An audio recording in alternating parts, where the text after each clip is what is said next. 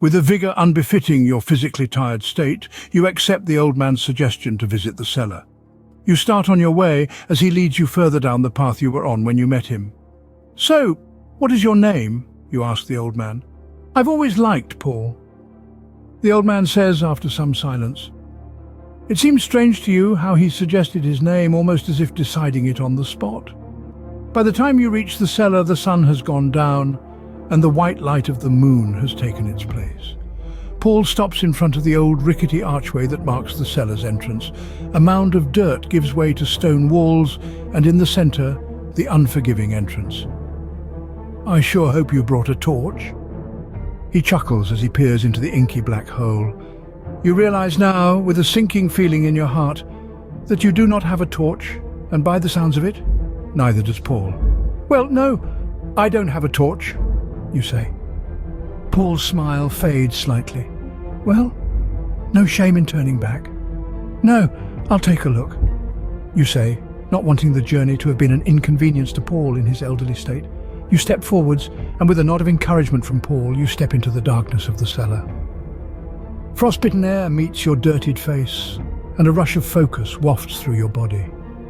You talk a few more steps, and soon enough you have lost the moonlight that shone inside. As best you can tell, the cellar isn't too large, most likely just a rectangular room. You take a few more steps, and soon a red light shines from your pocket. Bewildered, you reach inside and pull the strange key from your breeches. The symbol at the handle end of the key glows a ruby red in the midnight black that overshadows the room, giving you just enough light to see what is in front of you. As you had guessed, the cellar seems to be no more than a one-room storage area. You see nothing out of the ordinary besides a few barrels tucked to the side.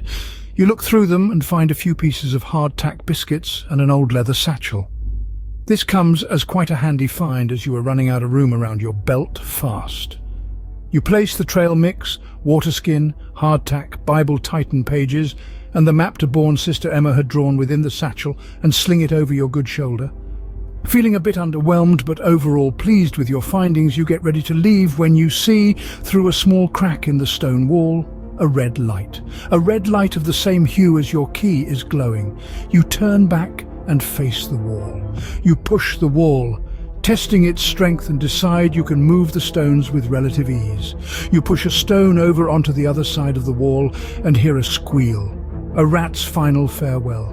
Taking no time for a rodent's untimely demise, you continue to remove the stones from the wall until there is a large enough hole for you to crawl through. As you lift yourself up, you see the item of mystery staring back at you. A cabinet fastened to the wall. The closer you get to the cabinet, the more intensely your key glows in the darkness.